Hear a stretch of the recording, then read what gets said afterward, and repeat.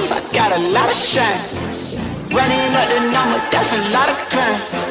Try to take it from me, must be out your mind. I'm big time, lot of slime. Smoky in the air, that's a lot of pine. Pockets running over with the dollar sign. Try to take it from me, yeah. Big time, big time, big time. Welcome to episode 392 of Fourth of Jawn. I'm Gail Saunders here with Evan Hollywood Hearn and Mr. Tim in the building, Mr. King Fly Jawn in the building. Tonight we're talking about the game that everyone wants to talk about. We should talk about the Dallas Cowboys.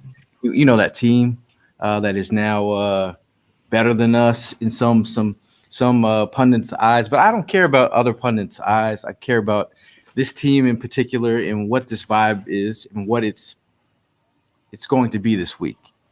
After a ass whooping that we haven't seen in a long time, hopefully the Eagles turn it around. I believe they will. And at the end of the day, they're going to right the ship. Going back and watching some of the film of the performance was very. I went back and watched it again, another third time. It was very disheartening. I think Jalen Hurts, for the most part, his performance, he was off last week. I don't think he was seeing the field exactly like I wanted to see him. Like I know he's capable of. People have their concerns, but every quarterback's gonna have their good and bad games. Don't listen to David Carr out there because I think his CTE is acting up. But at the end of the day, who's going to act up this week is this team, this defense. I think all these records and stats out there that have them they haven't lost in how many times at home. Hey, this is going to be a luxury setting for an Eagles team who's been playing in the rain for like three weeks. For a fan, from a fan's perspective, this is the first time in a while that I'm going to watch a game and not be soaked. So I'm pretty geeked up about that. But Evan, how geeked up are you about this game? I mean, you were in your fields earlier this week.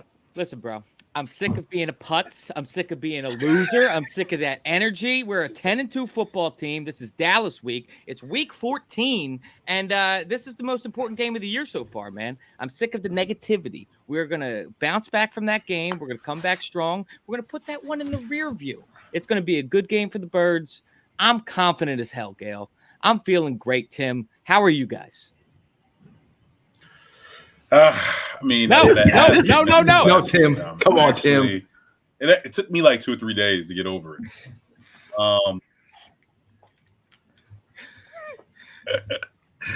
It does. I'm married to a Niner fan. Oh, okay. You got rights. Okay. Yeah, I mean, it's going to take me some time. I got my Niner friends that are in my DMs. They were cooking me up. So, I'm looking for a revenge game against the Dallas. You know what? Y'all know what's up, man. Was Jen giving you the business, man? Just cooking me up, bro. No, she was actually being humble. It was just a lot of like our friends that I've met on the Niners side. They're good peoples. Like I was getting cooked. Yeah, man. I mean, after a game like that, it's expected.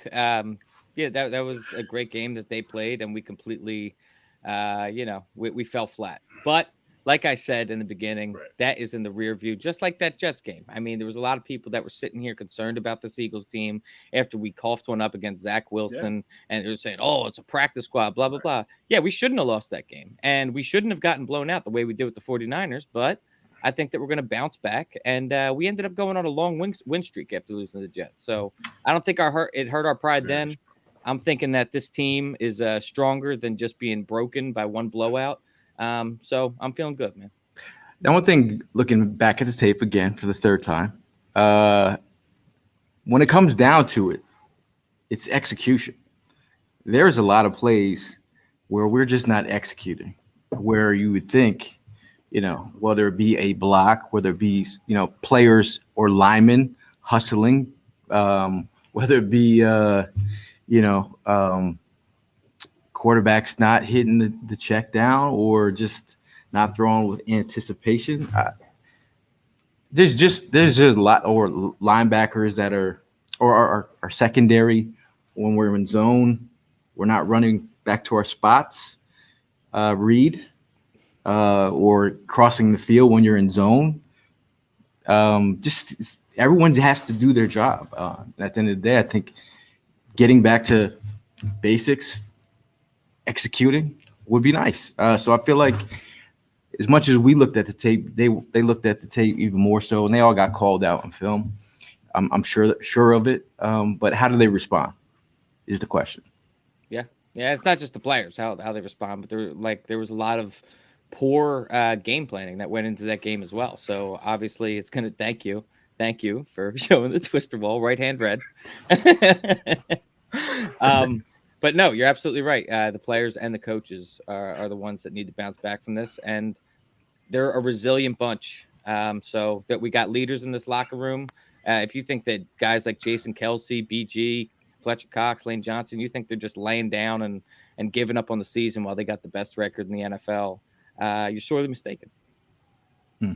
Now getting into it, I mean, you do have to give the Dallas Cowboys props. I think as much as some people don't. I mean, obviously there are arch nemesis, but we have to give props where it's due. I think Dak Prescott. He's having the best career of his life, I think, man. He's in the MVP conversation, as is Jalen Hurts, as is a couple other players. But I think for his team, he's playing well. If you guys remember, in Week 9, Prescott had a solid day. He was 29 for 44 for 374 yards, 3 touchdowns, and 0 interceptions. I think if you talk to Cowboy fans, they like his the athleticism. He's getting back to that, using his legs. He's breaking tackles. He's making it hard for defenders to get him down. I think, when you think about it, you have to cut the snake off at the head, and Dak Prescott is the head of the snake. He is. And he's been playing phenomenal. And, there was conversation on the radio this week talking about if he were to pull this game off, that would pretty much that would lock in an MVP for him. But that's not going to happen, fellas. I want to talk about something that, I want to take a page out of Dallas's book if we can. I mean, CeeDee Lamb this year, it's not just Dak versus Jalen. There's been also a lot of talk of CeeDee Lamb versus A.J. Brown. Which one's the better receiver? And their stats right now, they're neck and neck. I think one main difference between those two is that A.J. Brown primarily plays on the outside with CeeDee Lamb. He eats up in that slot, man. And so I almost kind of want to take a page out of Dallas's book. Herm Edwards I had heard him mention something earlier this week, talking about how, he would like to see more of A.J. Brown in the slot. You give A.J. Brown the entire field, the ability to eat. You have a way better chance for mismatches. And that's a guy that physically is dominant. So what are your guys' thoughts on if we just played a little bit more A.J. in the slot? I'm all for it. I think you can move him around and create mismatches. I mean, that's what you're absolutely correct. Like Dallas, let's be honest, their go-to guy is CeeDee Lamb. For sure. Then Ferguson is the second option, and then the list goes down. So they do the best at exposing another team's matchup and their defense to say, hey, our guy is better than your guy. Let's see what your guy can do. I agree with that. Run the damn ball. That's what I want to see. I mean, in terms of, to be honest, I need Jalen to trust in others besides AJ and Devontae. If you go back and watch the film from last week, just watch it for yourself.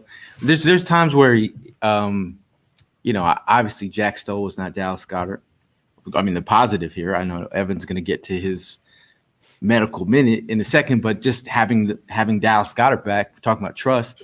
That's the third guy in the arsenal that he trusts. So in terms of, finding other guys that are open.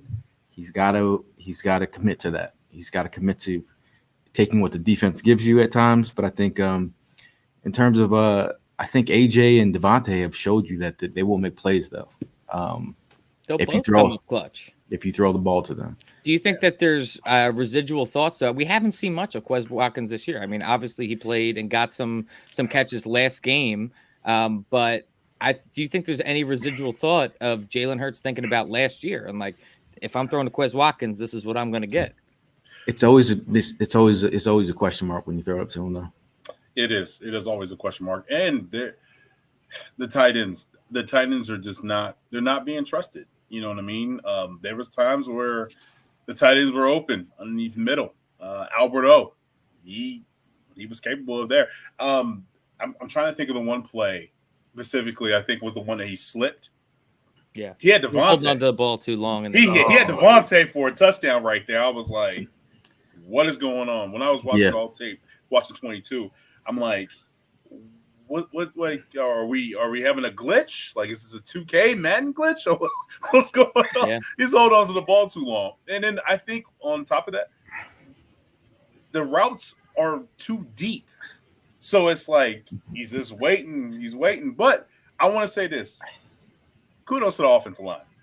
Because they was blocking their ass off. They did. Well, Tim, you bring up something that that the routes are too deep, and this is exactly something that I ended up saying in the last show, is that we have no middle game whatsoever.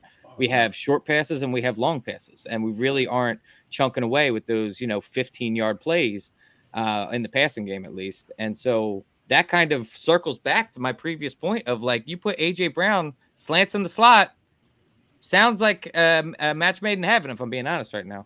But I feel like the fact that you have Dallas Goedert back, you can't bracket AJ like you want to, like the rest of people don't realize it. I mean, you see how our offense has been running the last couple of weeks. We haven't had Dallas. Having Dallas back will open up some things. Mm-hmm. We're talking about rhythm. I think, quick, getting the ball out quick would be imperative for Jalen. I don't know why we don't get him in this rhythm early. Just get the rhythm going. When you see it going, you know it. It's just like, oh. Right. But when you see the rhythm with this offense, and Gail, you alluded to this a couple pods ago, and we all know who's playing, who's calling the calls, who's doing what to do, but the offensive coordinating play calling has been atrocious. And I know it's to the point, and I know what you mean when it says, hey, this play is supposed to set up for the next play. But there is times where we need to dink and dunk. We have somebody with legs that can run with the ball and make plays. Where is the screen game? Where is the creative where you get creative with slipping underneath and going? You know what I mean? Like this is something. And the run game has to evolve. It has to. It does. Yeah. It definitely does. DJ, shout out to you. He says, DJ Ingram, he says, yo, I had a blast hanging with y'all at the 49ers game. Got to catch up with y'all. You got a spot where y'all will be, or will you be on the move? We'll be with Philly Sports Trips down there. We're going to be doing the tailgate with them. If you go to phillysportstrips.com, you can, or check them out on Twitter at Sports Trips PHL. You can find where we're going to be at for the tailgate. But hopefully you're in this tailgate photo. Bunch of crazies in there. Can you see that? There you go. Hide that comment. Bunch of weirdos out there. That's including us. And not a weirdo, but awesome. Jennifer Slay in the middle, prime with this big old hat. But yeah, that was a good time. But just in general, you talked about Tim. You talked about getting back to something that the Eagles need to do. These are two fans outside NovaCare with a run the ball sign. Now, on this podcast, we have a run the ball tomato pie that we put out there. We also have a shout out to the Golden Jean Apparel company that sent us the Run Eagles Run sweatshirts, which I will be wearing this week.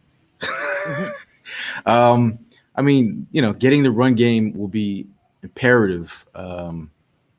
I think Jalen Hurts said it 2 weeks ago.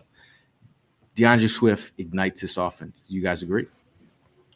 DeAndre Swift, yeah, he Mhm. absolutely does. And the fact that he's not getting, the touches is concerning. Mm. You know,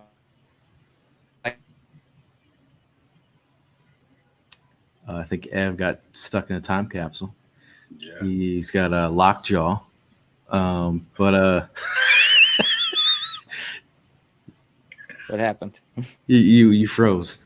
I don't know where I froze at, but I was just saying that we have to get the run game established.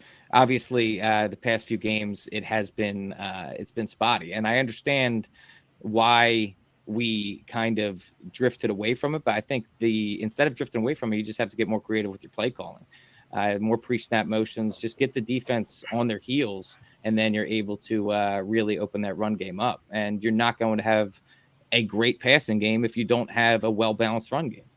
Right. Shout out to Todd in the building. He says one thing I don't think anyone has mentioned about the Leonard signing is that he hasn't played behind a D line like ours with two big ass DTs with the ability to eat up a blocker and let him make play. This is like, that's a godsend for a linebacker to have, so you can free flow with all those lanes. We got guys that he's never played in behind of that kind of caliber. So I think we'll see where he's at physically, but he's going to get an opportunity to shine. But thank God Cunningham's back. We also released Christian Ellis. Thank God. That one was kind of surprising to me. I'm not going to lie. I get that he kind of got burnt, but Ben Van Sumeren is, he's the newest guy. I thought that Christian Ellis, the amount that they were hyping him up all in practices and stuff like that, I get it. I don't know. I just thought that BVS was going to be the one to go. Yeah. So Christian Ellis is a special teams guy. He's had his opportunity to do what he's supposed to do. He just got signed, by the way. Yeah. He got practice squad. He's teammates now. He's teammates with Jalen Reagor now. Yeah. So we know how that went down. First things first. I do like Christian Ellis. I want to say that. No disrespect. The guy made it to the NFL. The thing is with him, he has no patience as a linebacker.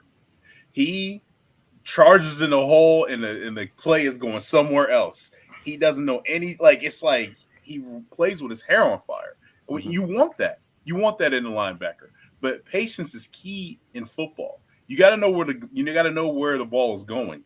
And sometimes he made a good play against, I think it was McCaffrey. He tackled him in the backfield. That was one play, but then after that it was Saranar. You know what I mean? Like and Morrow. I can't even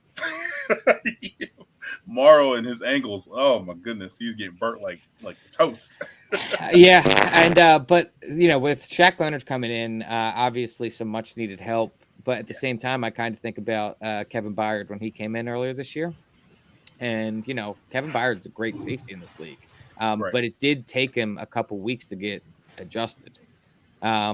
So, like, looking at a guy like Shaq Leonard, who it's not like he was traded for. He was more so cut from a team because he was underperforming. Like, how long is this adjustment period going to take into this defense is kind of what I'm wondering. Yeah. True. Shout out to my guy. Make sure you follow his channel on IG. Funny stuff. Freaking Reeking official. It is the most. I went down his feed the other day because I was feeling bad about this loss. He was out there with us for the tailgate, but I was feeling bad about the loss, so I went and checked out his channel. The Spanish enunciations of NFL players will have you rolling. Man. You could go on for days. This channel is gonna live on forever. So he's doing the Lord work out here, making people laugh when we need the laughs. But talk about a wide receiver that's balling out of control right now. I'm gonna give him his props. CeeDee Lamb is having himself a fantastic season. I think if you saw what he did against us in week 9, 11 catches for 191 yards. 11 catches for 191 yards. He's got, I think he's on pace for 128 catches for 1,675 yards, 10 TDs. He's got 90 catches already, 1,182 yards, and 7 touchdowns. Desai has got to do a better job of not allowing guys like Eli Ricks, Sidney Brown. If you see CD Lamb in the slot doing this, that's a problem. That's a problem. That's what he was doing in Week 9. So they have to do a better job. And again, people ask that question about Darius Slay, following him into the slot. Slay said that is a tip off to where, what the defense looks like for Dak if he does that. But I'd have to agree that you have to shut him down. I think that you have to follow. Like, I understand the tip off thing, but I'd rather have our best corner covering their best wide receiver rather than and deal with the defense tip off and just have them, on each other. That's our best shot, is to have Slay on, because exactly how you said, like, if we got an undrafted rookie in Ricks who shows promise, but ultimately he's still green. He's still got to develop. And same thing with Sidney Brown. You need a guy with veteran presence like Darius Slay to be able to follow him around. I mean, coming off the San Fran game, James Bradbury's been turning it around, man. I'm not saying stick him on CD, but I'm saying on the opposite of CD, we might be all right. Michael Gallup. And the other vibe that they've added to their offense is kind of like the utilization of Brandon Cooks, who you kind of downplayed the last time we played him. But again, he wasn't being used really in this offense. But as of late, he's actually been utilized more so. I think in the last 4 games, Brandon Cooks has caught 20 receptions on 23 targets for 332 yards and 3 TDs and a 2-point conversion. He had 165 yards and 2 touchdowns through the first 8 games. So obviously they've seen something where the offense has been missing, and they're utilizing him in that way. That could be, I think, for them, that's an X factor. If they can get him cooking, no pun intended. Yeah, it is. But I don't know, man. I think that Brandon Cooks, he's been playing well this year, so I can't sit here and call him washed. But I ultimately think that he's not the same Brandon Cooks of old. So I'm hoping that I'm hoping that our corners are gonna be able to handle him, man. You're right, though. If he's able to start popping off some plays, that's definitely gonna make us uneasy. Most definitely. I think for the most part, with Dallas, though, they do like to attack the middle of the field. That's what they did most of their damage against us. With Shaq Leonard, this dude's like 6'4", 250, 240, rangy. Like you said, it was I think Nick Sirianni said in his press conference where it's something like a 2-3 zone, and then helping in the passing lanes, taking away the football. And Shaq is good at that. He hasn't got the chance to do it when he was in Indianapolis, but maybe it might work here, and wearing that green. He picked the Philadelphia Eagles because of the relationship and the scheme. So it may work. Red Zone asked, do we trust Roby covering CD Lamb in slot? I've seen him. I trust Roby, but not really truly against CD Lamb. The way CD Lamb is eating. Would you put Roby and bracket him with a safety? Yeah, for sure. Yes, for sure. But I think you just have to show him that kind of attention. Yeah. Because we're just we're not gonna mess up the frame of our defense. We're gonna do what we do. Bro, you gotta do something. But let's keep it all the way a buck, though. Let's keep it all the way a buck. They got to tackle. Let's keep it all the way. Like Jalen said, keep the main thing. Y'all need to tackle. No, this secondary is just terrible. The only person that showed me they wanted to tackle was the guy, aka Almond Milk. You know what I'm saying? He was the only person that wanted to tackle. Everybody else, the man who's leading strong safety votes in Pro Bowl right now. Everybody else wanted to play 2-hand touch. Yeah, that's it, bro. That even Eagle fans were questioning that. today. They were like, "What?" You are. No, I mean, I don't think he's done enough to earn Pro Bowl. No. Well, I'm in clinic right now, so I'm gonna have to get this medical minute out real quick before I have to hop off for 5 seconds. I got to go see a patient. But the Eagles injury report on Thursday night. Can we give you some music? Yeah, absolutely, please. Jeez. I got a patient knocking at the door right now, bro.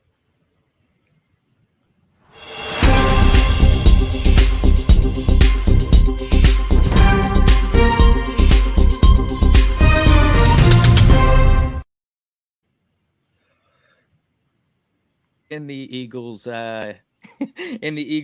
practice facility, the injury report is looking pretty nice. Julio Jones did not practice today with a groin injury. Darius Slay was resting. He did not practice, but he was resting that knee up. I think he's going to be good to go for the game. Zach Cunningham was a limited participant with his hamstring, and Grant Calcaterra, Fletcher Cox, Dallas Goedert, and Jack Stoll were all full participants in practice today. So, with the exception of Julio Jones, we're looking pretty good. Evan Hearn, medical minute. All right, I got to go. I'll be right back. This guy, not only does he give medical updates, he's also a doctor off the field. In terms of getting some guys back healthy, it's definitely imperative. Like, it's funny how they talk about the 49ers, like, when they're fully healthy. Yeah. They're a tough team to beat. I was like, when the Eagles are fully healthy, also a tough team to beat. Like, no slot. No, we got rando linebackers at the moment. We've got some moving parts, but But you know what it is, man. It's funny because, like, when I knew, it wasn't looking good first and third quarter, and I kind of was feeling the vibes of like, man, this is going to be an L because we're not playing well. I was like, man, they're not going to even talk about Goddard being out, Cunningham being out, other players that our main players that were missing in the defense or in offense. So, I mean, this is one where you just lick your wounds and you go back to the drawing board. I mean, it got so bad. I mean, Brian Dawkins called them out. Seth called them out. All the Eagles greats are calling them out. I mean, you got funny, weird people like Derek Carr saying crazy things about Jalen. David Carr. I'm sorry, David Carr. I get them too mixed up. I apologize. They're both terrible. So, yeah, man, I feel like this is going to be – we already know this is going to be the game of the week. We know that, right? And let's go, man. I'm ready. Y'all got me pumped up. I'm ready. I'm geeked up now. Sean says, doubt Slay would have any success covering Lamb. See what Ayuk managed to do against. Slay only gave up 30 yards, man. In that one play that Ayuk, that was nice. That was actually a nice throw, nice catch on that play, but only 30 yards on the day. So I'm not. Again, my thing is just be consistent, man. Because this is the week. I mean, obviously he's been resting up at practice the last 2 days with his knee injury. So DJ says bracket him every single play. He's talking about CD. Make someone else beat us. Ricks cannot be expected to cover your CD. You know how that turns out. Yeah, at the end of the day, like, when you have these younger guys, they are learning on the fly. But I appreciate the effort, but I also appreciate disciplined football. If you're gonna make an error, at least do it with some if you don't be running out of your zone. Again, like going back to Reed Blankenship, I love Reed Blankenship. I like his effort. I love everything.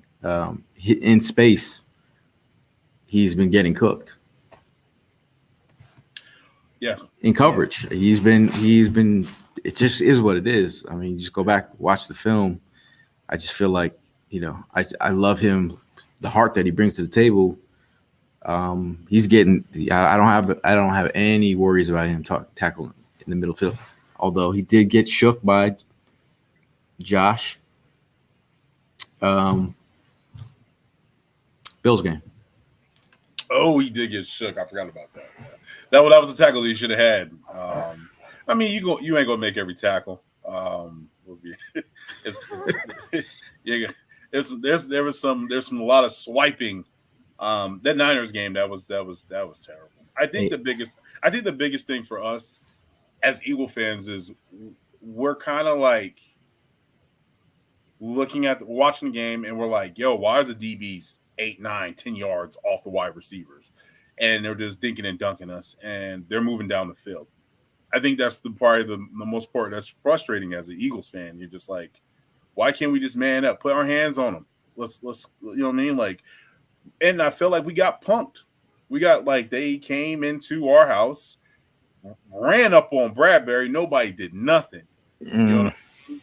Like you tuck your tail in and then bam. Nobody set the tone last week. Nobody did.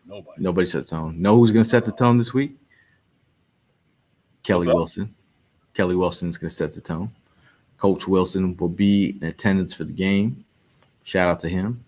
So he's fired up for this game. Let's see. Shout out to the 302 Birds podcast. I saw Dalton in the building. He was at the tailgate earlier this week. Dude is everywhere. Yeah, man. Yeah, there you go. Shout out to Dalton in the building. Bob from Downers says, it's impossible to be certain about this game after seeing how exposed we were last game. Only chance is McCarthy and company aren't smart enough to pick up what the 49ers put down. My thing is, so you drinking the Kool-Aid that what Bosa just said, huh? I'm not buying it. I'm not saying that. I just feel like the way that team mismatch wise, they matched up perfectly last week. They put our linebackers in a blender. We knew they weren't. We talked about last week that was our main point about Yak. Can they stop them? We called them the Yak monsters. We couldn't compete there. Raksek says Nick Bosa now saying that Dallas officially has the blueprint to beat us. Yep. Yeah, that's why I was saying he's drinking that Kool-Aid about that. I mean, this is the thing though. Dallas doesn't have the roster the 49ers has. So that's here and there. Like they don't have a CMC. You know what I mean? They don't have two. Well, I don't know. I guess you consider Debo's a weapon, and then Ayuka's a good wide receiver, and then Kittle. You know what I mean? Like that's a good team. You know what I mean? That's a good team. Shout out to Daz and shout out to Ryan in the building. DJ with I watched all 22. I love Hurts, but like you said, Stowe was wide open for big chunks multiple times, and he didn't give him a chance. Maybe he hasn't ridden the field as well as he was, or maybe is it just a trust thing, like you said. Secondly, Hurts just doesn't look as explosive when he runs. I believe the knee is more of an issue than we think. On defense, our third down defense has got to be better. Bottom 3 in the league in that category. Got to be willing to cook up some exotic looks. I think, just there. You know, at the end of the day, you just got to be honest with yourself. We watched closely enough of how many games have we watched Jalen? How intense do we watch this team to know that he is off? He looks off. Looks hurt. Anytime that Wentz got wonky in his last couple of years that he was here with, I had watched so much of Wentz that I could tell if he hurt a toe or hurt something. Is like you could just tell the way he was walking or moving. He had a run out of bounds in the Bills game that he looked wonky on the sideline, like the way he was like running looked off. So obviously there is something off with Jalen. They're not gonna. Every player is kind of injured at this point. For sure. But Anthony says Morrow, a blitzing run stopping linebacker, not a cover guy at all. We got some numbers on Morrow last week. Morrow gave up 6 receptions on 8 targets for 151 yards and 2 touchdowns. 2 touchdowns. It was one of the worst performances we've seen in a while. And again, I will not get mad at Morrow for who he is as a player, because I know who he is as a player. He can give you something, but not. I don't expect him to be hanging with these dudes in open field. But like you gotta again, that was not a good performance, and he knows that. He knows that. We talked about our linebackers and safeties. In week 9, Jake Ferguson had a decent game against us. He had 7 catches on 10 targets for 91 yards and a touchdown against the Eagles. And he also got a pass interference call. We know Jake Ferguson. I know, been studying Jake Ferguson ever since the Senior Bowl. Wanted him in the mid to late rounds. He's doing a pretty good job. I should be able to, if you need me to help you, Eagles draft a tight end. Another one, let me know. I got you. Got you, dog. But I think we've seen we've seen tight ends come in and week out and have their way with this team pretty much. Yeah. How are you feeling about Jake Ferguson this week? I thought I think my main thing was I figured that Byard was going to be helping us out with the coverage one-on-one with tight ends, but I just feel like the defensive play calling and the scheme has changed throughout the game, and it's just we don't know what to expect, and a lot of it is because I think we're blitzing at the wrong time. We're terrible against them, and then we're getting cooked on blitzes. I don't know if you've seen that, and we're terrible on third down. Third down, like as an Eagles fan, and it's like 3rd and 14, 3rd and 16. I'm like, oh damn, they're gonna get this. This is gonna be a first down right here, instead of getting off the field. We are getting cooked when we blitz. I think quarterbacks are completing like 70% of their passes. We're getting cooked when we blitz. And I think my thing is, I mean, the one thing that you like about Leonard, he's a good blitzing linebacker. But my thing, again, I keep saying, like, you gotta dial up blitzes. Like someone mentioned exotic blitzes. I need you to start sending people off the slot, and just start sending them from different angles. Like it's very, you just got to come up with something more. I mean, we saw when Avante came in and made a tackle. Was it a sack that he got hurt? It was a sack that he got hurt. Was that last year's game in Dallas? In Dallas, he had a couple. That was like a loss. Wasn't it like third? It was like he lost like 20 yards, wasn't it? Something crazy like that. It was 3rd and like 32, and they still got the first down with T.Y. Hilton. That's what I need. I need some exotic blitzes off from all different angles, because it just can't be one dimensional. Right. It cannot be one dimensional. Let's see here. I mean, while we're at it, I mean, if you're looking to book a trip to anywhere the Eagles are going, shout out to Philly Sports Trips. Make sure you check out their website for what they got going on, the packages that we have this weekend. What they have left is the tailgate. If you want to go to the tailgate, come hang out with us.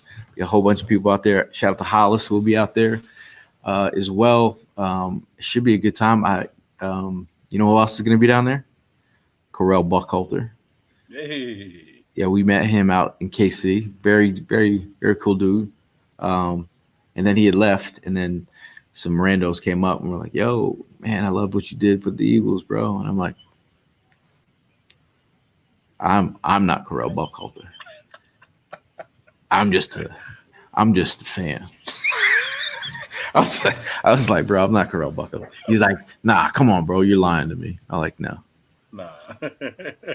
No, I'm not him. I am not him. I can see if they were like Irvin Fryer. You know, you got the little bit of the salt and pepper right here. You know what I mean? Bro, I get it all. Shout out to Richard. He says, back in Amsterdam, want to thank you guys for the best tailgate there is. Let's bounce back against Dallas.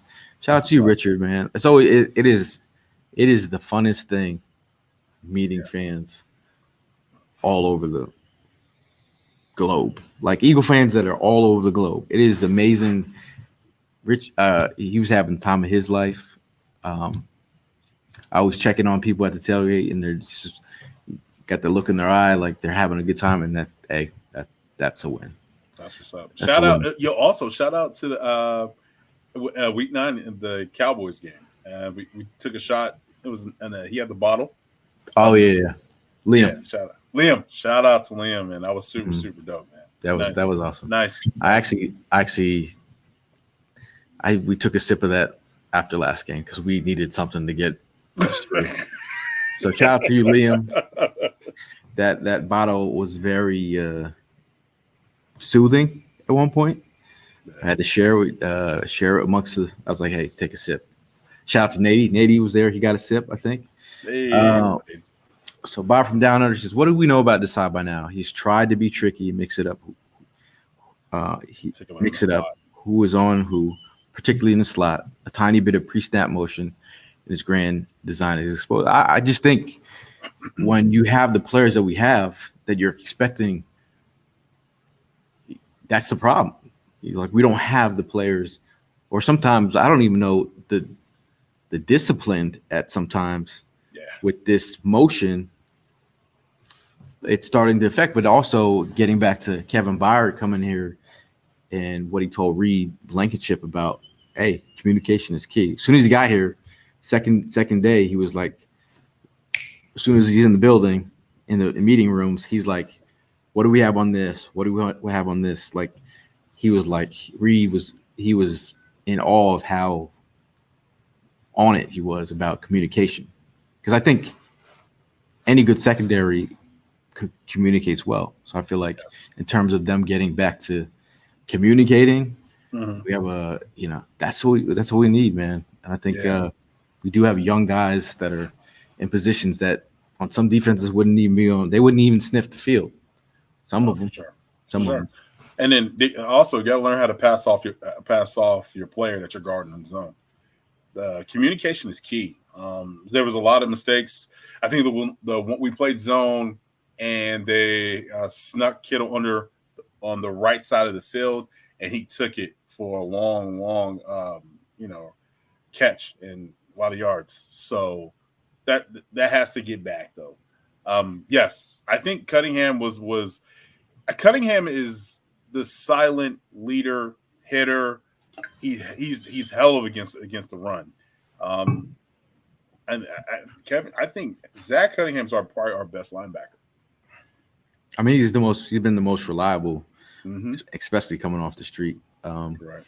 But AJ says it brings up we are spoiled by last year's success, and I think in terms of production, it's like we're 10-2 right now.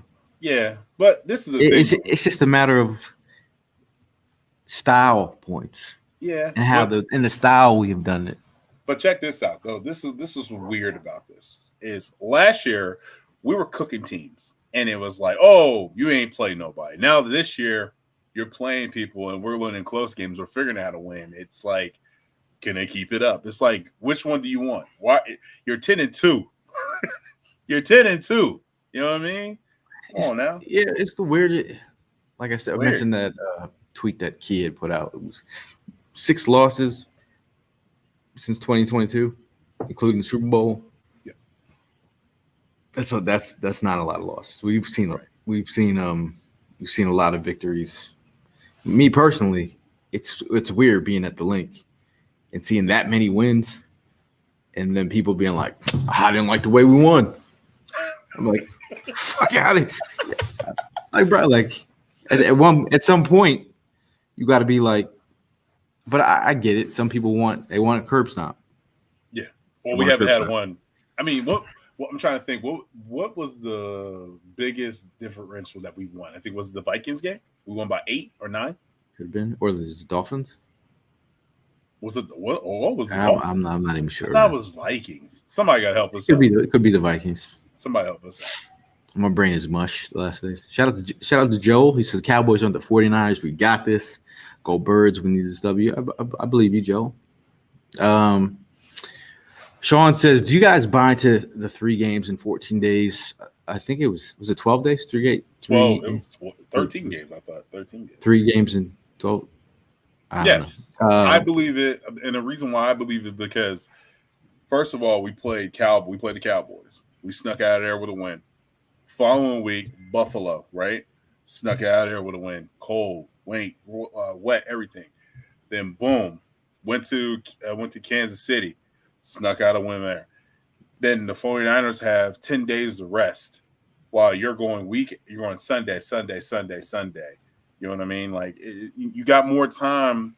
You got more time to game plan, see what they do, watch tape. No, I do feel like they look tired. I mean, I didn't even know that stat before the game, and I was saying the Prime was like, "Yo, they look tired, bro." Yeah. I was like, they just look, bro. I mean, if the tape, like this is the one thing that was. There's plays that they're not even blocked. Like our linemen, the play is still going on, and they're walking around. And these are not. I'm not talking about young linemen. These are our veteran linemen. I'm sure Stoutland got on him about that. I saw some wide receivers. I'm not going to name names. Not hustling to block. So this is like this is effort. This is execution. What I want to know is, since Stoutland is the offensive line coordinator, right, or offensive line coach, and the running coach, I need them all to get together and we got to create something. Something needs to be cooked up in that running game. Yeah, six runs from Swift is absurd. That's absurd. And again, it's not like we're saying that we tried to run the ball 9 times, right? I mean, there's different ways you can run the ball. Correct. It doesn't have to be at a like shotgun. It can be other ways, or like you could. We showed some pony looks. Yeah, against the KC. Like, can we add some kind of? Sometimes it's like putting some dressing on, dude. This guy's got he got gloves on. What's up, fellas? Sorry, Mason just wouldn't leave. Hold up. Did you just come from like giving somebody a physical, look left and cough? It was your standard prostate exam.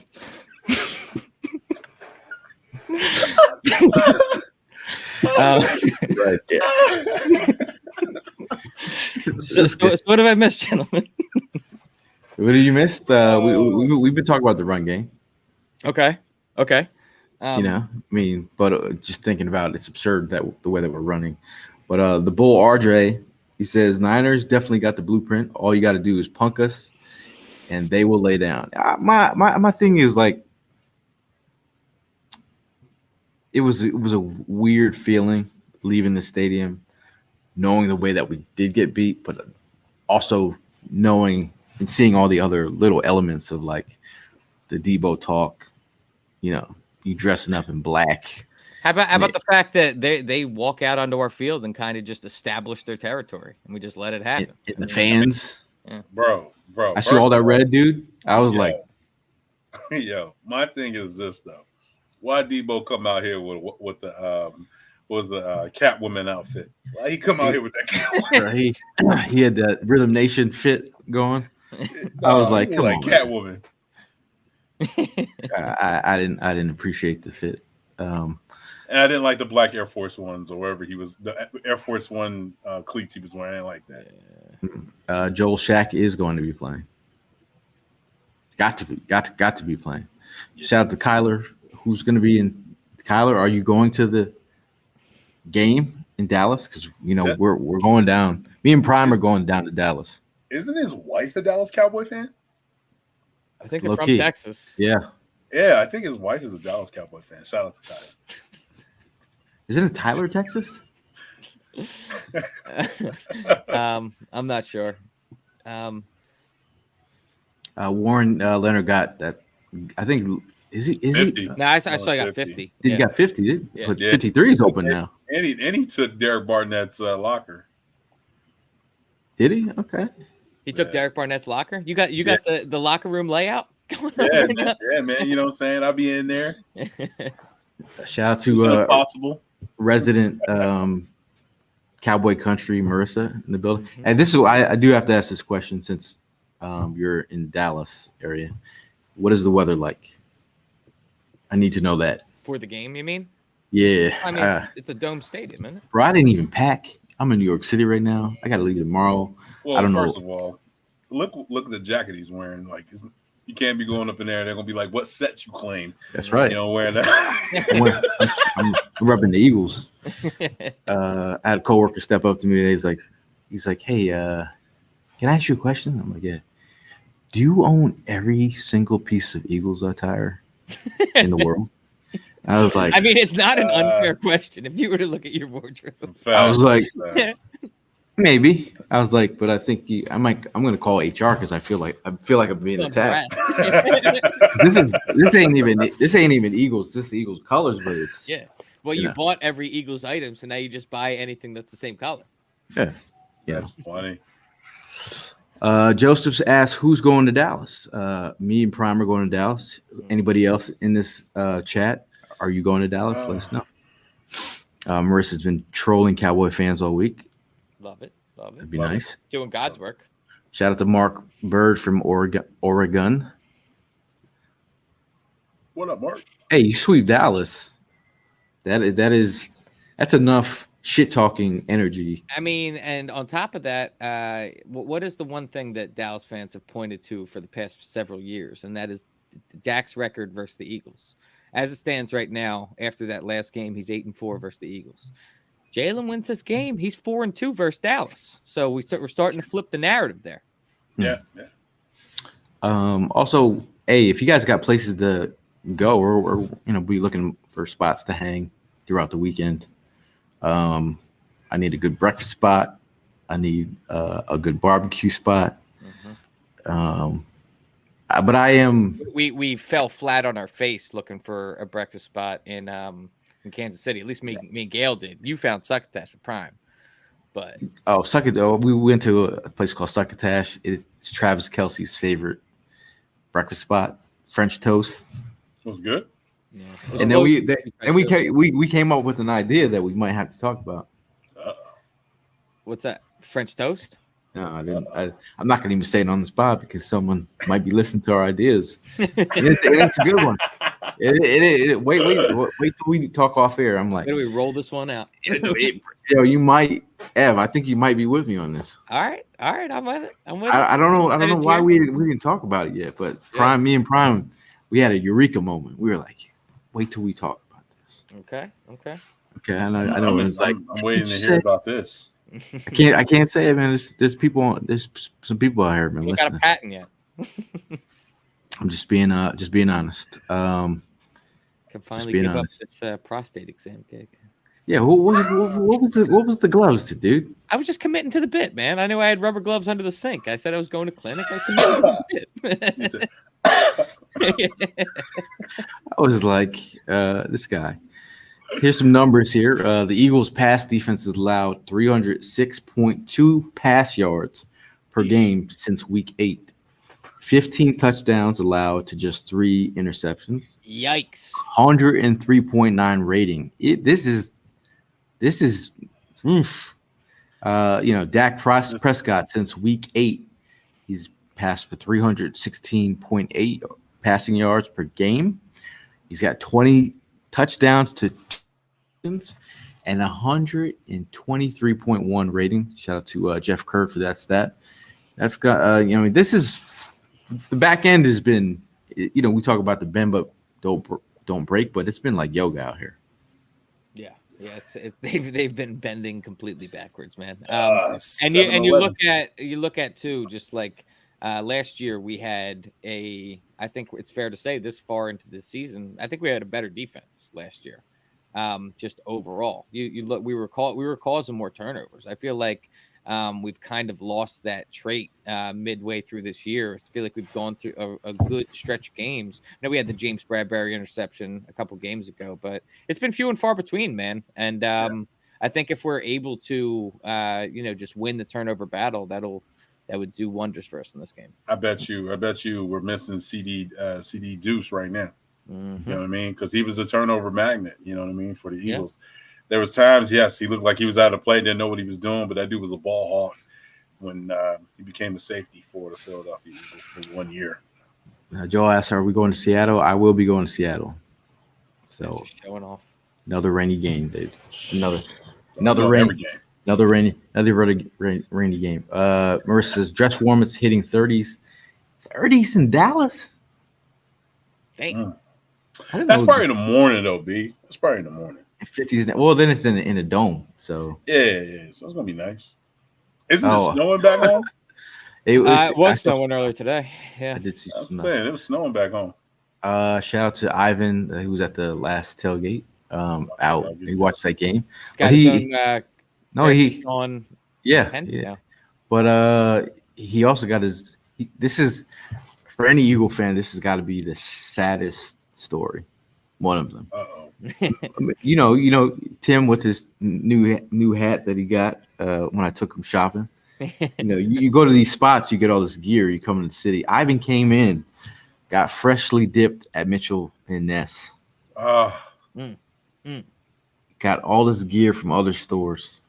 His luggage was stolen at the airport with all his That was a setup, son. That was a setup, son. It's an inside job. Somebody, Bro. That's got to be brutal, man. Yeah, that sucks, dude. Was he? Did he have any insurance on that stuff? Damn. All your joint though. I don't know. Like, is there some sort of like travel insurance shit where they steal your shit? I don't know. Nah, they give you a voucher. They give you a voucher joint for like $100 and say keep it moving. Damn. That's crazy. Richard says Cunningham and Shaq will help us in the middle. I think passing lanes. He's good at reading QB's eyes. You know, I'm not saying Shaq's gonna come in here and right the ship right away, but I think he's gonna be a stopgap. Yeah. Let's get the broomsticks. That robbery happened in a fucking parking shuttle, bro. How's that even happen? Jeez. Come on, man. Come on. Got to do better. Appreciate you, Richard. Richard knows. I'm repping the Eagle. I'm repping the Eagle set. But you know, let's talk about. We're going to speak into existence on the show today. Who's going to be our offensive MVP against the Eagles? Against the Cowboys. I'm sorry. Listen, I think that Mr. Sirianni is gonna. He's a guy that listens to the fans. He recognizes what the fans are doing. I think we feed DeAndre Swift this week, man. I think it's going to be a run the ball type week, and DeAndre Swift's going to pop off. It's been a while, man. He's due for a big game. So I'm in on DeAndre Swift. I got you. I'm going Jalen Hurts. I believe they're going to bring the RPO back. And they're going to run it a lot more. So they get Swift involved. Hopefully, Jalen trusts people with the ball. But yeah, my man Jalen, I think he's going to have a bounce ball. He's going to bounce back game this game. Okay. I'm going to go. I think AJ Brown.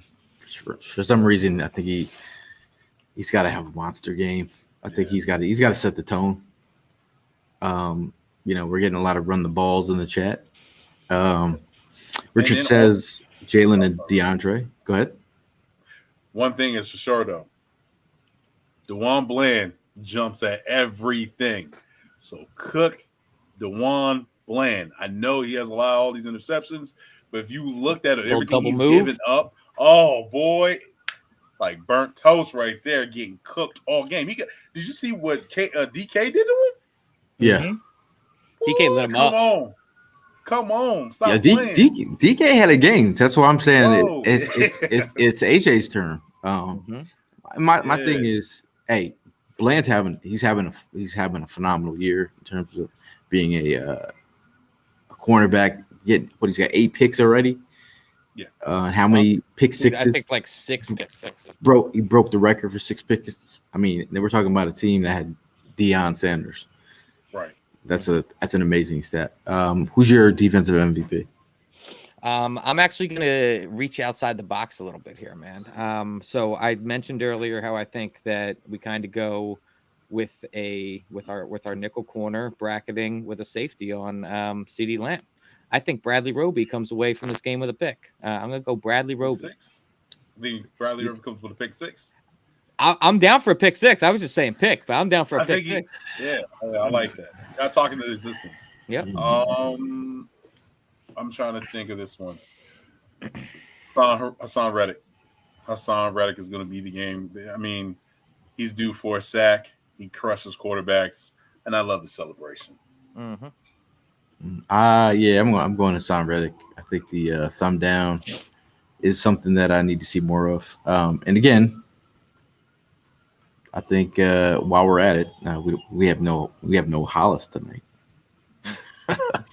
Talcum Jenkins. We have no Hollis tonight, but in honor of Hollis and his Pigeons. The pigeon. His pigeons, Tank's pigeons. Caw.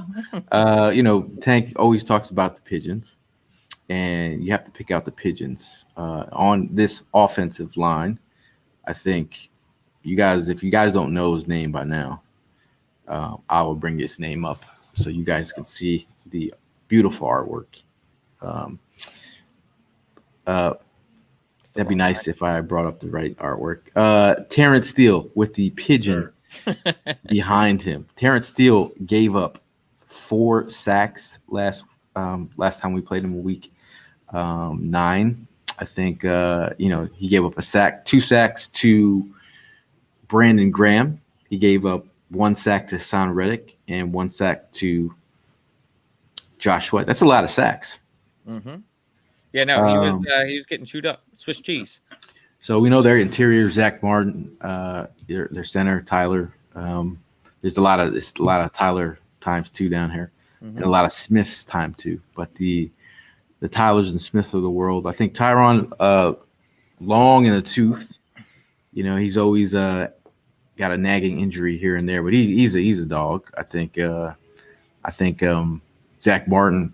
I think Martin and Smith have both been held out of practice with rest the last couple days, but I think Tyler Smith has been a positive for Cowboys fans. I think, dude, I hate trying to pronounce his name. Biadasz, the center. Mm-hmm. Yep. I think between Jordan Davis and Jalen Carter, I mean, yeah, he's been highly touted as a center, but honestly, the previous game that we played against them, I remember him getting beat a few times. And you have those 2 young studs going up against them. I think that we could definitely get some interior pressure as well. I like that. I think Zach Martin telling Jalen Carter he's a stud. Yeah, that's as good as you can get a comment from a guy like Zach. He's one of the best guards in the league. Let's see. Marissa she said, did she say sweat? I haven't been able to wipe my sweat off my head. That's gotta happen. It's definitely gotta happen. Mm-hmm. It's been a while. We did come up with a Josh Sweat tomato pie. That's the last time. Did you see the new tomato pie? No. Conshohocken Italian Bakery. Shout out to them. They have a Big Dom pie now. Oh. Wow. The whole city standing up for Dom. Big Dom. Shout out. I love that. That's awesome. That sounds crazy. AJ says she can see Fred Barnett and Gail. I did a podcast with Fred Barnett back in the day. What's dude from Hootie and the Blowfish? I get that. I get that. Darius. Yeah. Darius. Later, fly. I get the random B Doc. Darius Rucker. B Doc, yeah. Marissa asks, "What's a tomato pie?" That's a Philadelphia delicacy. It's like cold pizza, no cheese, but the sauce don't get thrown off because the sauce is like sweet, delicious. It's good. It's good. Little Parmesan cheese on top. It's amazing. Mm-hmm. Shout out to Darius Slay's mom. Yeah, Mama Slay. And C. Lee in the background. Yeah, look at Chris out there doing the Lord's work. What else? Someone brought up the comment. Pete Nathan, not just to someone, but he says, "What are your thoughts on David Carr's comment?"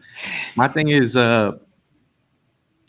like at first, some people were like, "I don't see what he said wrong because if Jalen Hurts is not healthy, it's not really helping the team." But I'm like, bro, he's your MVP He's the guy that's been like you think if Tom Brady was hurt and could go, he's not going to go.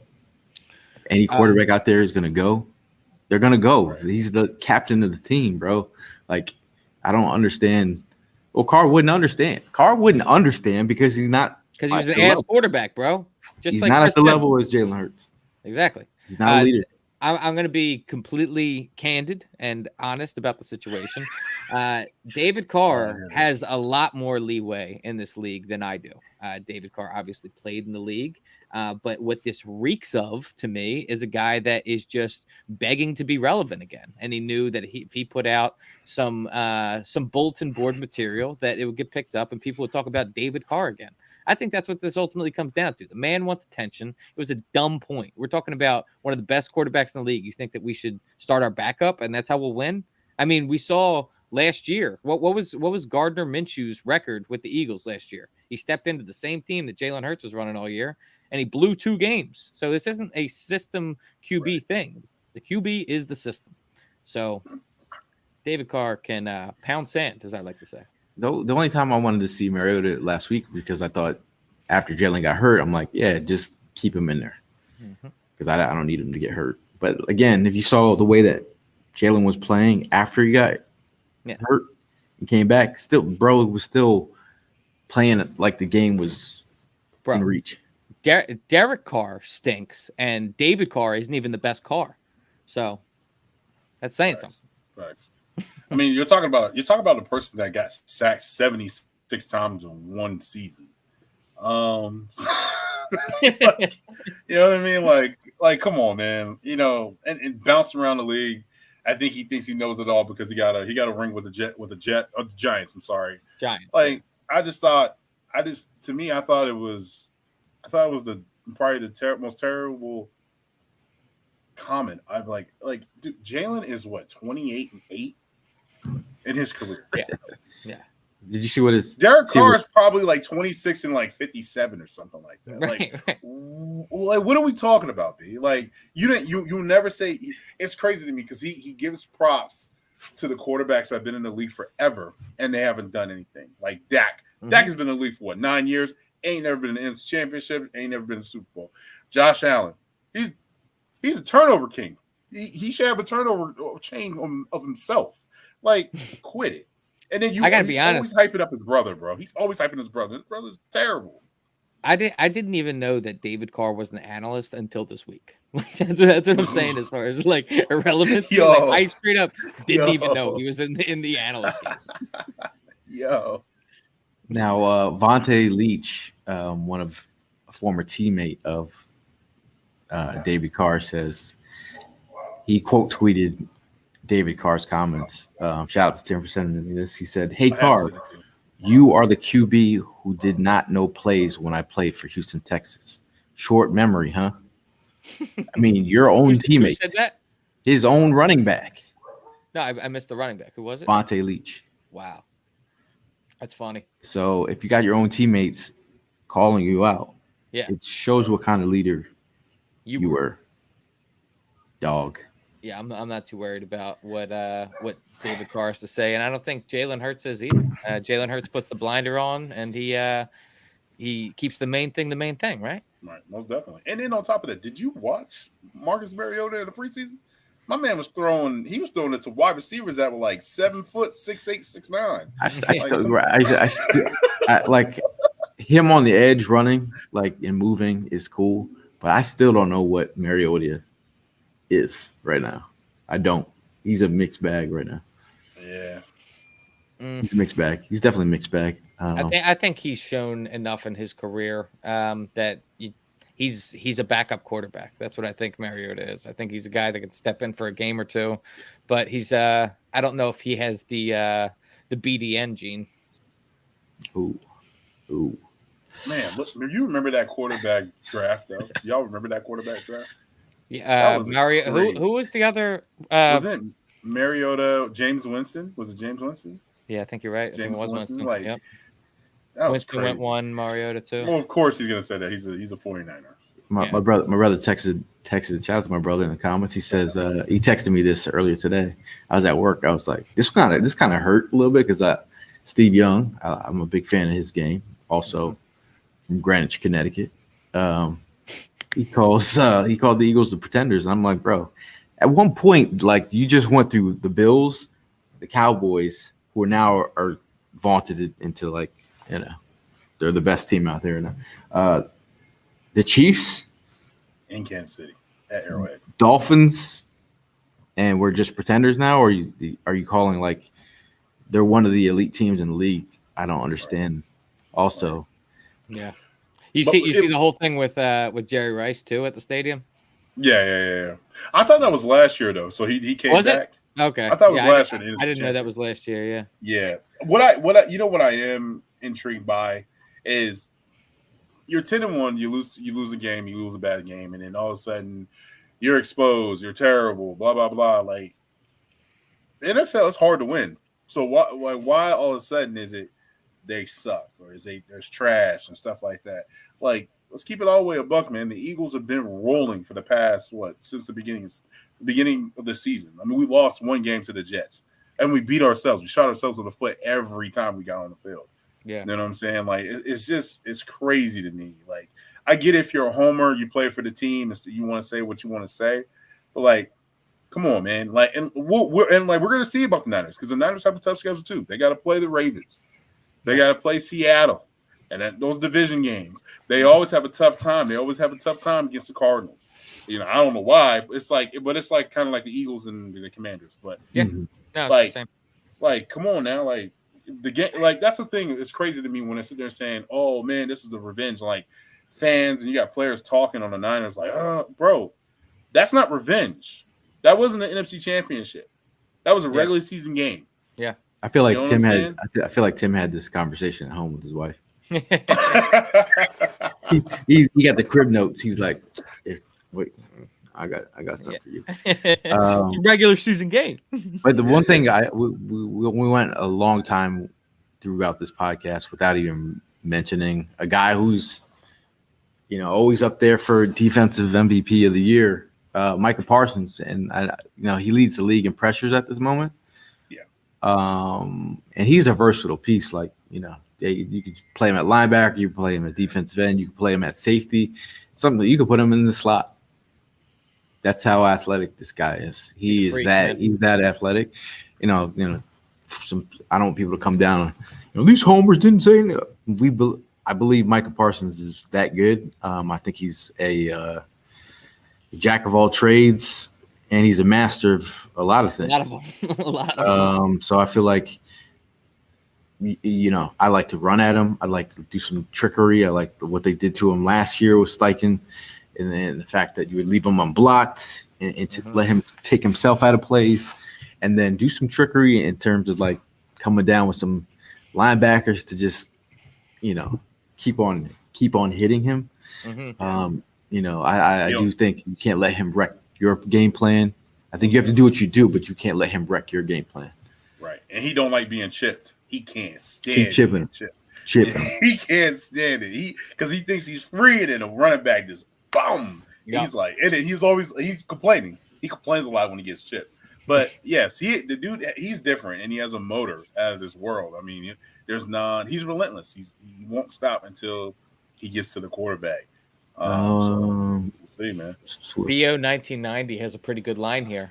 He says Swift over under 10 carries. Over. I'm taking the over. It hasn't looked that way recently, but I have to have faith that we're going to switch up the game plan.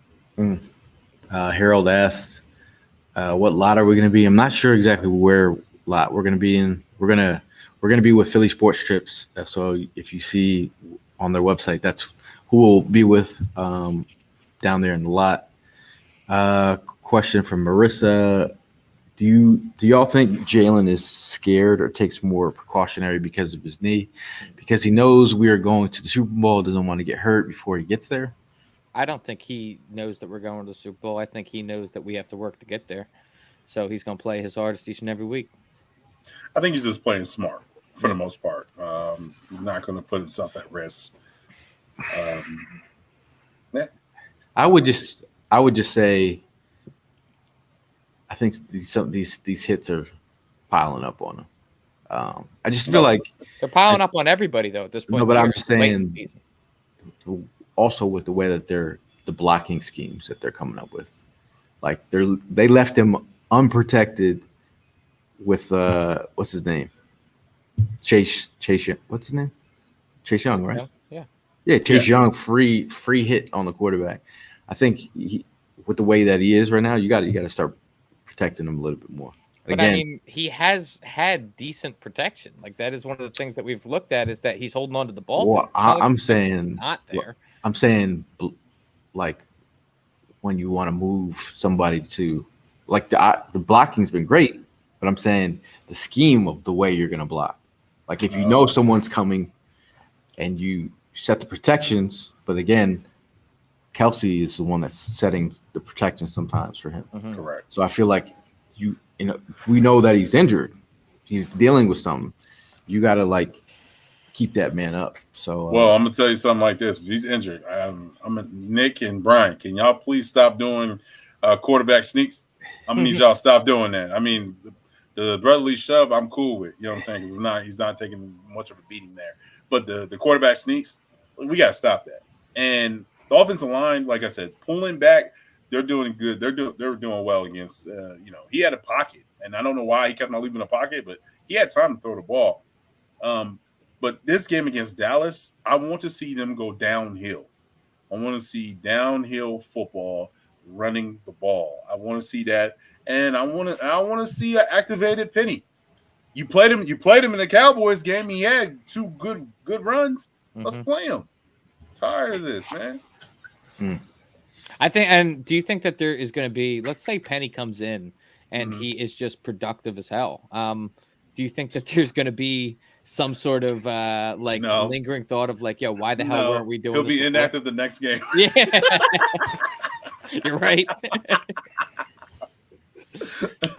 We're putting him back on ice. he's been Han Solo'd.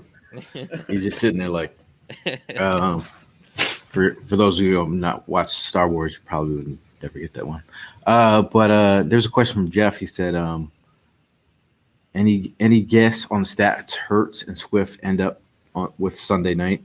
He said 270, 3 touchdowns, total touchdowns. Swift 95 yards on the TD. I think that's pretty good, honestly. That's accurate. Yeah, I think that's pretty accurate. I'm gonna give Hurts in a dome. I'm gonna give him 300. Okay. Plus 300. I mean, we're also not seeing his rushing stats on here too, so that could have been a 60-yard rushing game as well. People keep talking about the running stats of Jalen. We have some running stats of Jalen. If you give me a second. I'll wait for that. In the meantime, I'm gonna look at Freddie GK's question. Why is Penny on the shelf? Is it a health thing? Penny on the shelf, Elf on the shelf. Listen, I don't understand it. It's one of those things that we keep on just getting told. We see the running backs more than anybody else. I'm being the coaching staff right now during practice, and they know more. But when I have seen Penny come in, he seemed to be productive. I can't give a straight answer as to why we haven't seen him more because I think that we should have seen him more. I feel like they have the wide receivers. They have too many wide receivers active. It's it's crazy. It's too many wide receivers active. Like you got Zacchaeus, you got Julio, and then now you got Quez, then you got Britton Covey. There's too many active wide receivers. Like let's cut that down. Let's add another running back. Do you think that? And I'm kind of thinking like a little bit outside the box here, but do you think Howie would go as far as just keeping Penny on this team so that Dallas doesn't have Penny? I mean, you look at their running backs. Like Tony Pollard is decent. He's nothing crazy, but after Tony Pollard, it really starts to get thin. I think that Penny is someone that could fit into Dallas's system. Oh yeah, honestly. Oh yes, I believe. Hey. My thing is, you have Boston Scott, versatile piece. Not only does he, we're talking about RB3, who also can play special teams. Mhm. Yeah. Penny, like I you know, Can't is really he play. do I want him returning? Probably not. You know, could he do it? Probably could. 'Cause they hardly do any returns anyway. But I think in Yeah. terms of as a who knows the offense better, who knows the full scope of the offense, you would have to give that to Boston Scott, who is a better wide receiver or running back in space. But you're gonna also have to give that to Boston Scott. Mhm. True. Gainwell, who's your 2 minute back? This is Sirianni. Your best 2 minute back is Gainwell, and we're taking Swift off the field for that. Now, who's your best ground and pound? Swift. Who's Is Gainwell truly our best 2-minute back? I get that you're that's that's what speaking. Sirianni. That's what I that's get what it, but let's like I'm also like thinking he's your back. best receiver, yeah, too. I was thinking back to when Hollis had mentioned something during the offseason, just talking about how guys that are drafted, those are that organization's guys. Do you think that there is any sort of that exists that like they don't want to kind of give up on the fact that maybe Gainwell shouldn't be the option here simply because we drafted him? I mean, Hollis has said that type of thing exists. But I also say it's experience in the Swift's only been here a year. Yeah, but dude, we're in week 14 now. Like, No, you gotta, I'm saying like Gainwell's been doing it for like 3 years now. He knows this.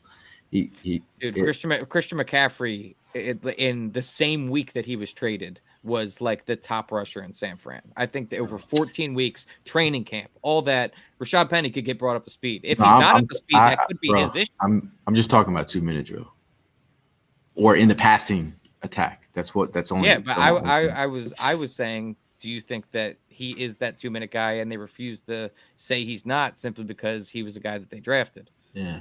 I can see that because Howie does do that. Howie favors the guys that he drafts. I would, because I think Swift. I love Swift because I think when Swift's on the field, you don't know exactly he can do it all. But Swift is a featured back though. He's number one.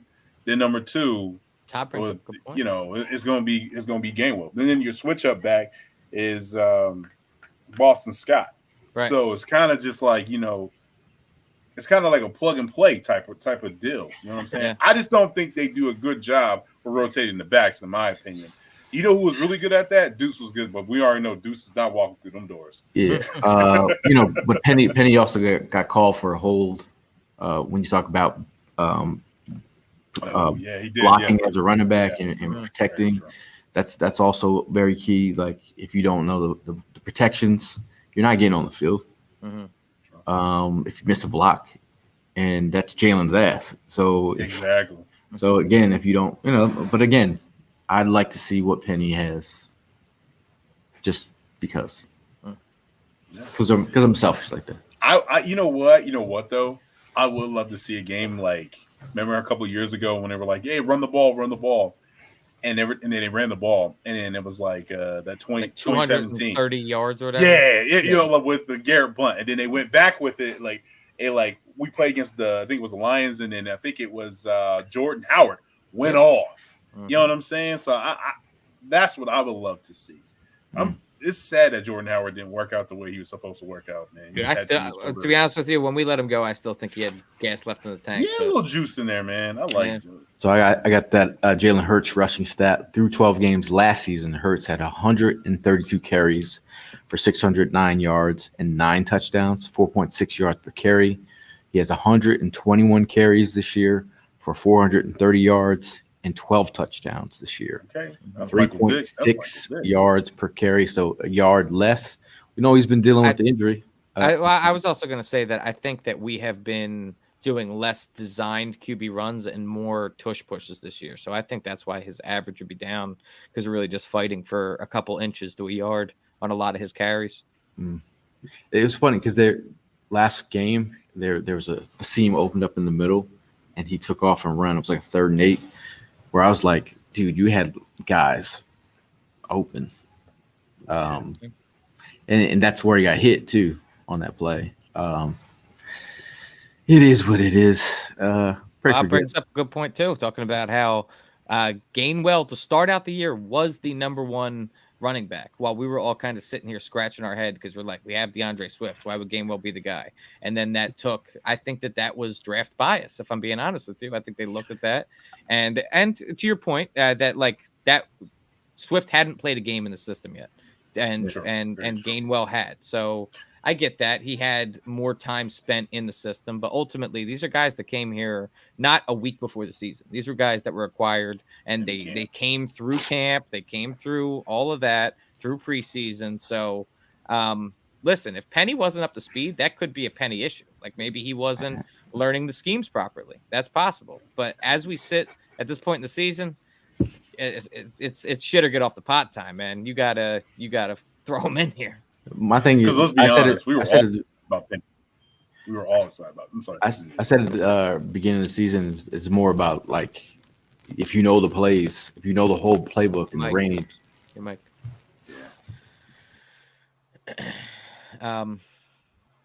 Yeah, but like I was saying, we were all excited about Penny, right? We were all excited about that Penny, the Penny signing. And then, and if you look at the depth chart, it signs. It has I think it's Swift, Gainwell, and Boston Scott are the starters. They can't make up their minds, man. Am I good now? Yeah. No, I was saying about just knowing the whole range of the playbook. That's a big thing, and also the protections. But I do think Cream rises to the top, and I think Swift has shown why he is the top dog. But we'll see, man. We'll see. I've been missing some of these comments down here. My bad. But that has been the number one question. What the hell do we have Penny for? That has been so many damn questions. Yeah, frequently asked for sure. Any other questions that you see up here? Jeff asked unsung heroes for offense and defense this week. Forgot that. Unsung heroes. So I'm gonna go for offense. You know what? I'm gonna go against my better judgment. I'm gonna say Quez Watkins has a big play this game, man.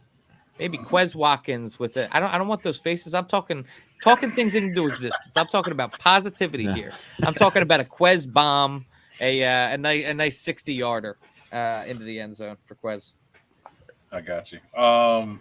No. All right. I got your numbers. It's okay. I'll be expecting the text if he goes off. Smitty. Unsung hero.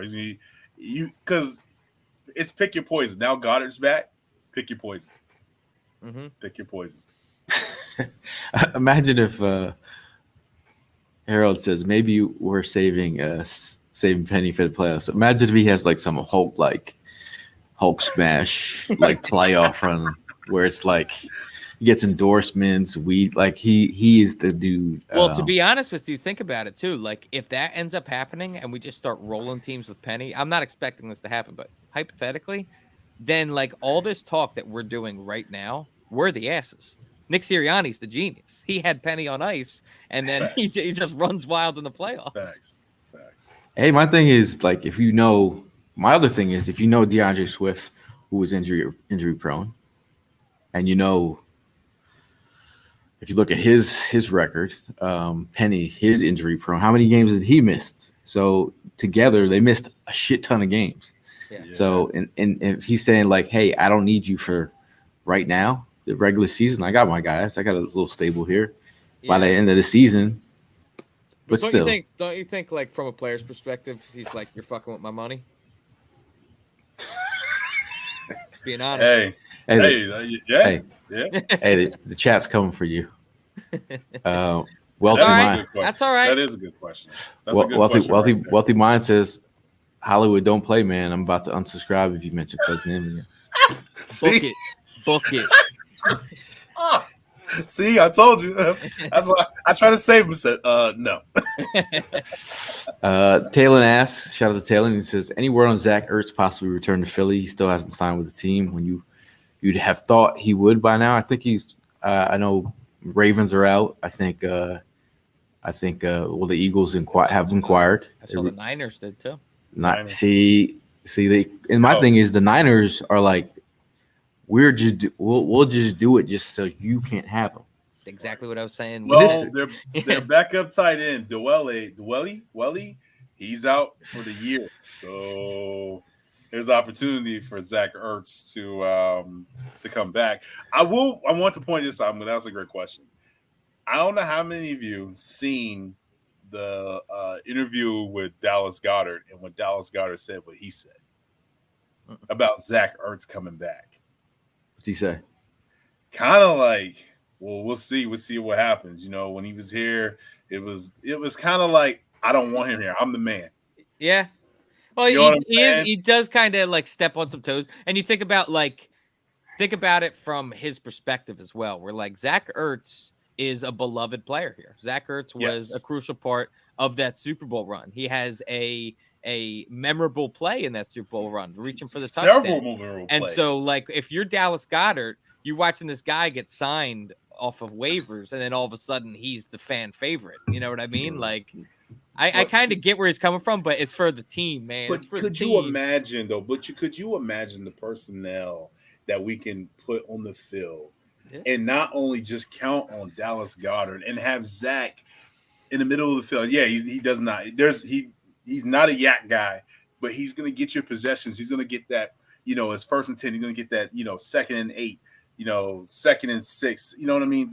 That's why I think he would come in, because let's be honest, Stoll and Calcaterra and Albert O, those guys are just here to block, and Jalen doesn't trust him. He doesn't trust him. Well, that's the thing. Like, if he does have trust in, my thing is, but I do think Dallas has a right to be like, I'm the man up in here now. Yeah, for sure. Since you left, okay. But I called Zach Zach, because you're not getting no yak with Zach. No, you hit his shoelace and he's running. He's tackled. But you know he's gonna be in the right spot though. Oh yes, yeah. Bob says, do you really think in your gut that Sirianni is holding stuff back for the playoffs, even after the ridiculous snap counts, tush pushes, and leaving vets in the last game and fourth? My gut says he isn't smart enough to be our head coach. Jeez. Damn. But anyways, damn, Bob, we're 10-2. Sheesh. I don't know. I don't know about that one, Bob. I think he's smart enough. I think that what's his face? David Carr snuck onto Bob's computer. My thing is, I think in terms of he's the guy that bring these guys together though. He's the guy that emotional intelligence. I think he's a quarterback he's a coach that actually has.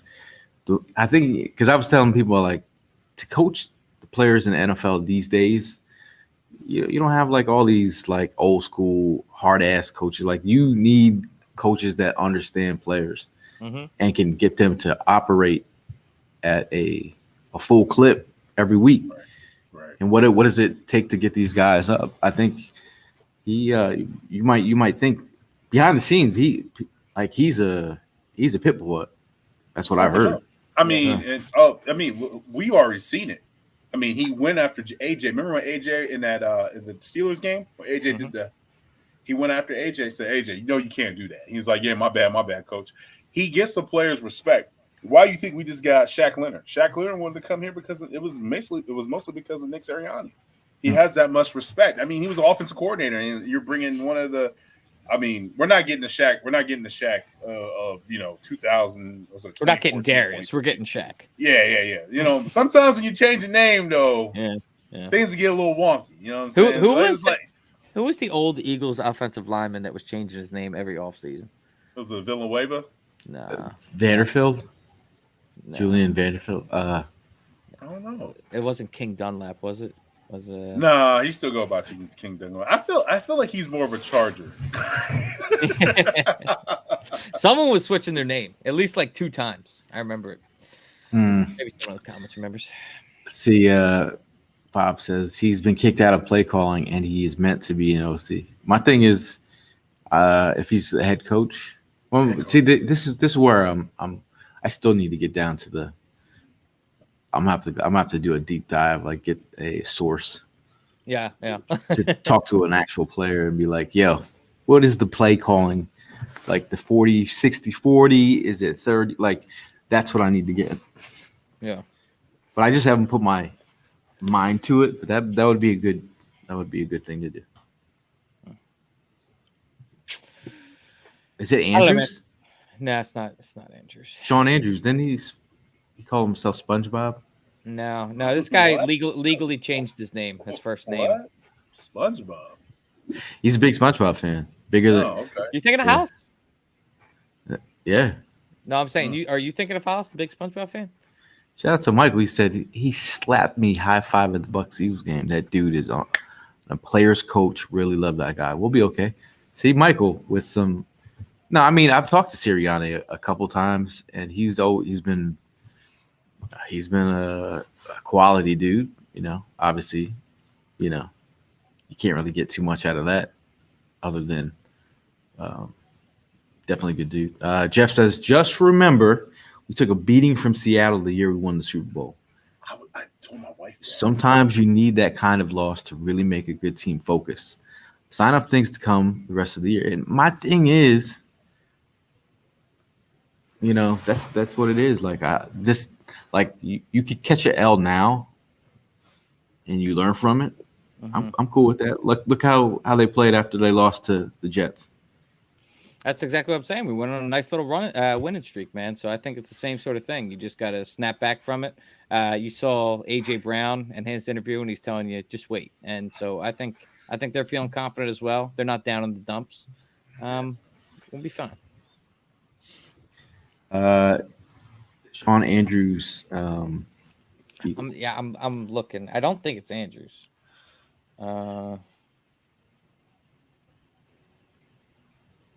That's a good question, man. Got us all stunned. He did come up with something catchy. Harold says, all I want this next game is better tackling. I think you're going to get Zach Cunningham. I think Shaq Leonard. I think we're going to get some better tackling out of him. I'm cool with that. Yeah. Todd says Dallas is going to get pissed off Eagles team. Yeah. Right. And again, like the conditions, this is a perfect field, man. This is a perfect field to play. I hate the turf, but I'm just saying perfect conditions. I think they should play fast this week. It hurts getting tackled on turf. Oh, I'm still thinking to myself, I'm like, bro, I'm not even packed. Yeah, I know. Like you got to get on that, man. Crazy. It's crazy. I think about that. Like I was like, you guys don't like, pack late? Oh, I pack late all the time, too. I send you messages when I'm in the middle of packing the night before or day of. Taylor asks, what percentage of snaps does Shaq play on Sunday night? We ain't really got that much depth, so he's gonna be playing a lot. I'm gonna say like 60%. He's gonna be playing a lot. I'm interested to see that snap count, though. I'm very interested to see the snap count. But we ain't got no. We ain't really got that much depth. Sure. Wealthy Mind talking. He says, don't matter how pissed off we are, they have owned our number in Dallas for the past 6 years. And when you say that, when like people ask me one of my favorite times that one of my favorite Eagles Dallas games. Uh-huh. That year we won the Super Bowl and went to Dallas and whooped that ass in Dallas. That was a period on the sentence where it was like, we are going to the Super Bowl. The way that we shredded them like taco meat. Yeah. I ended up finding out the player, by the way. It was Trey Thomas. I figured it was Trey. I was going to say Trey Thomas. Thomas was given his given name is William Thomas III. And during the Ray Rhodes era, the Eagles already had a Pro Bowl linebacker named William Thomas. And so during his early years, he started to go by Trey to be differentiated from the other William Thomas on the team. And then he requested in 2006 that people start calling him William Thomas. But in 2008, after it failed to catch on, he went back to Trey Thomas. There we go. Mike asked, anyone know about Dallas is back. He's practiced the last two practices at full participant. So we're good to go. I will say this about Dallas, man. They're a different team when they play in Dallas. It's their home. They're a different team. I mean, they're undefeated so far this year, but you know what else I know about Dallas? That they collapse every year in December. So that's what I know. Facts. Yeah, Jeff asked the same question as Talon on that one. Check the calendar. I say December 7. 60%. I'm gonna tell you my best Cowboys moment. I went to the game. This was the Chip Kelly era, and we went in overtime. And Jordan Matthews caught the ball and ran for like 50 yards or whatever, and he threw the ball up in the stands, and it was like a walk off. That was probably my favorite game. My first time actually going to Dallas Stadium. Very nice. This guy During such an awful era too. AJ. Hey, we won that game. Yeah. AJ says 8-0 getting 18 carries. Okay. I like the vibes, man. But before we get out of here, I just want to mention big shout out to Conchahawk and Italian Bakery for powering the tailgate. We love the tomato pies. We love the vibes. Shout out to Tina. You go to Conchi Bakery and you tell them we sent you. Okay. Shout out to Red Bull for holding us down at the tailgates, and shout out to Bud Light for always supplying the suds for our tailgate. It might be a minute, might be a while before we have a tailgate. These are true stories. This could be a true story. So it might be a while before a tailgate. I'm just saying. It's a lot of holidays going on. We're not trying to be degenerates, even though we do follow the team all over the damn country. So it might be a minute before a tailgate. But shout out to them for supporting us. Shout out to you all who are supporting us in the chat and at the tailgates and wherever we go around the country. You guys choose to show up, and we appreciate you guys for that. Always. But before we get out of here, shout out to Chris. Hadn't seen Chris in a minute. Yeah, it was great to see Chris down at the tailgate. Living that dad life. You get back-to-back weeks now too. It's gonna be out there in Dallas with you. Oh, Chris is going to Dallas? You said see y'all on Sunday. What? Oh, it was great to see it. That's my bad. I was about to say, I'm bad at reading. Need to get hooked on phonics. That's my bad. Who's out there? Chris going to Dallas? Mercer reports that there's no Mike McCarthy either this week. He had surgery. Appendectomy. Yeah. You know about medical terms. Listen. Under HIPAA laws, I'm not able to talk about anyone's medical. My God, that's my God. But I can neither confirm nor deny whether that was the patient I saw earlier. Oh man. Oh man. See, Chris is like, I can't do 2 Sundays in a row, bro. We've been doing this every week. We've been doing this every week. I don't want to. We took 1 week off, but I'm saying we've been doing this every week. So if I got bags under my eyes, that's why. Dr. Hearn. So shout out to Michael. He says, thank you for this Eagles Live awesomeness. Merry Christmas, go Birds. Live, win, or tie. Eagles will always fly. Look at this guy. Rhyming on timing. Bars. Happy holidays. Last word before we get out of here, though. We'll start with you, Tim. What is your last word before we get out of here? My bad. Oh, score prediction. Score prediction. Score prediction. Go ahead. My bad. All right. 27-31. Go Birds. As for me, I think it's going to be another tight one. I think it's going to be 30-27 Birds. I'm going to go 34-31 Birds. So now, last word, Tim. Unsung hero, special teams, Jake Elliott. Game winning kick at AT&T Stadium. But wow, for real? He's gonna do me like that, Jerome Dennis. The boss over here. Hey, that's cool. Gail looks like a light-skinned Timberland. He looks like Timberland. I get Timberland a lot. Yo, I was up in the store called Uniqlo in the city and I'm shopping. I get to the register. Dude's like, "Bro, I love your music." And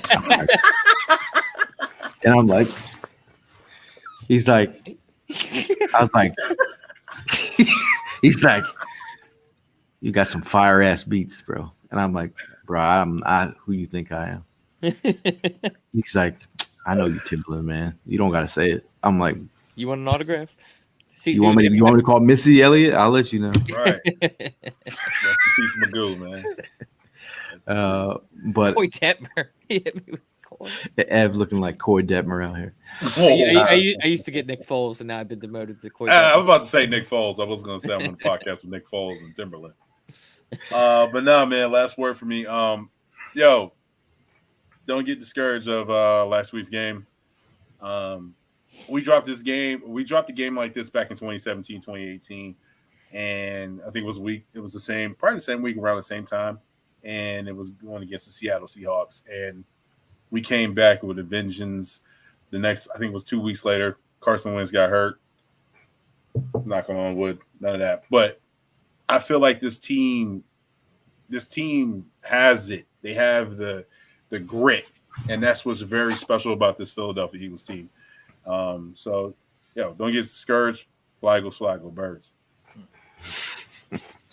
Ev, last word. I can't believe we went an entire hour and 50 minutes without mentioning the fact that Mr. Lane Johnson was nominated for the Eagles for the Walter Payton Man of the Year. So I just want to say a big congratulations to him. It was well earned, and I hope he wins it. So go Birds and go Lane. Shout out to Lane Johnson. This is your cue, Gil. Go ahead. Shout out to Lane Johnson. Shout out to all you do for the, for the people in the community, and bringing awareness to anxiety and all that stuff. I think that's a great what he's been doing over the last couple of years. Definitely an inspiration. But shout out to everyone in the comments for just sticking around. We appreciate you guys talking the Eagles. Like y'all know you want to talk. It's good to find people that actually really like to talk about the Eagles, because there's a difference. You know what I mean? There's definitely a difference. But I feel like at the end of the day, it's great to find your tribe. I think we found a great tribe with all the Fourth and Jawn folks out there, tailgating, traveling. Shout out to Philly Sports Trips that are allowing us to go on this trip. We appreciate them for all their help. We appreciate y'all guys in the comments, for real. Appreciate Hollis Thomas, Mal Davis. Shout out to Primo, who's working. He's doing the Lord's work out here. And obviously, he's going to be helping me with my anxiety on the plane tomorrow. So that camera ready. Holding it down, man. Holding it down. But we're going to keep you guys updated all week. We'll be going live throughout the weekend down in Dallas. Just trying to give you guys some vibes heading into the big Sunday night matchup. But we thank you guys for sticking around. And as always, fly, Eagles, fly. And we'll see you in the next one. F Dallas. Like my man Jay said.